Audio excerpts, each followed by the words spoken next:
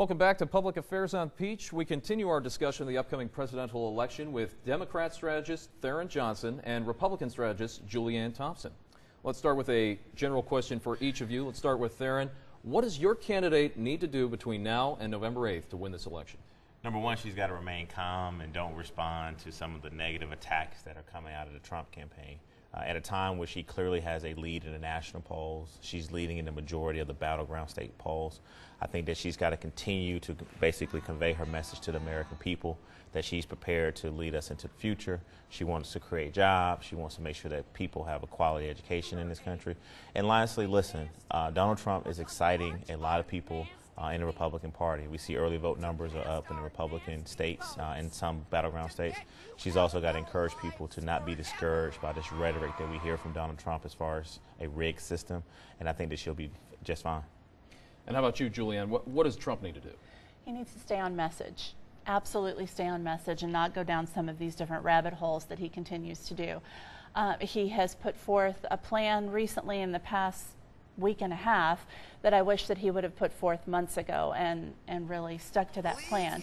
I think he needs to focus on that. I think he needs to stay on message, and I think he needs to do everything he can to reach out to female voters.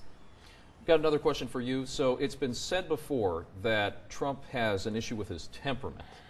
What would you say to reassure voters that he's not going to fly off the handle if somebody says something bad about him? Well, you're asking me to read his mind. Well, I most certainly think that when it comes to issues, they usually are speaking of national security issues.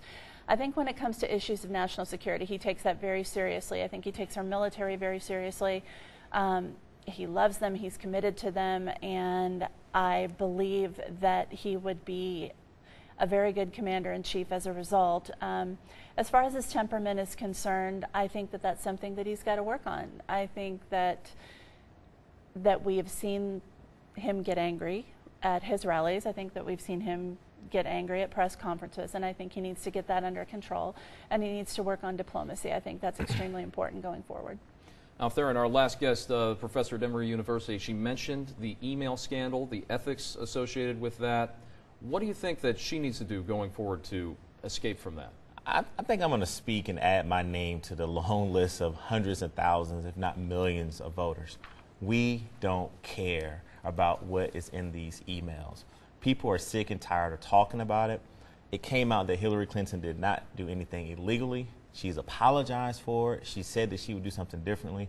The only people who are talking about these emails are Republicans, because they are the ones that are trying to, continue their 30-year span of discrediting this wonderful person who's the most qualified person to be president. She's answered every question, but the one thing that all our viewers should be very afraid of is that you have this organization in WikiLeaks that has been questioned. They're being funded and being aided by the Russian government.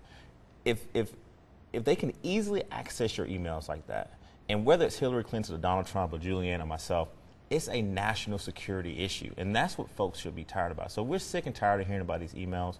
Folks know who Hillary Clinton is, and I think that she'll definitely be the next president of the United States. Do you have a response? I do.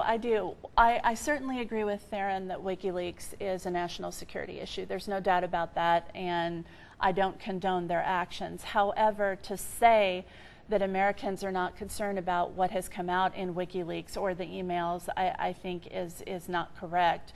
When 2 weeks ago, all we were talking about were the sexual allegations against Donald Trump, and in the past week, when you have news organizations like the Huffington Post and the New York Times coming out with hit pieces against Hillary Clinton, it's most certainly not only the Republicans that are talking about these emails. But I think the difference is, really quickly, is that Donald Trump was on on a hot mic, okay? These are his words. Nowhere in any of these emails that they've uncovered from Hillary Clinton is she suggesting sexual assault, because essentially that's what this gentleman was doing. And look, I've never said that it's not a concern of the campaign. It is something I'm sure Hillary Clinton wants to put behind her. And the most important thing that we've got to say is that these emails have clearly been tampered with, and no one can authenticate them. And so while we want to go and look at information that has been stolen and hacked illegally, Donald Trump has time and time again, audio has been produced TV interviews where he's sitting there physically and have insulted people, particularly women. So I agree with Julianne. This guy has a huge problem with women, and I think that ultimately they're not going to vote for him in November.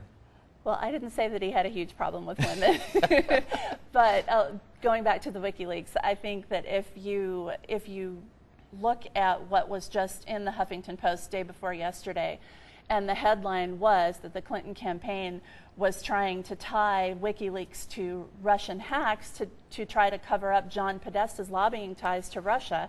That's coming out of the Huffington Post.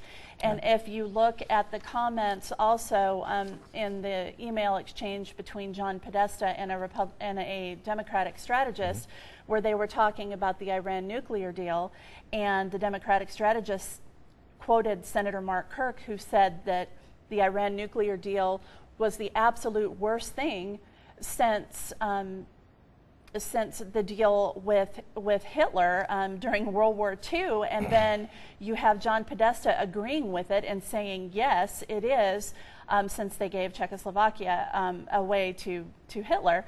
And you have John Podesta agreeing with that, and then 2 weeks later, after the email was sent, you have Tim Kaine going on national television and saying the Iran nuclear deal kept nuclear arms out of Iran, when the Clinton campaign has showed by the campaign chairman stating, yes, it is a terrible deal. It's a very good point. Unfortunately, we have just run out of time for this segment. We'll have to leave it there, but I thank both of you guys for coming in. Thank you.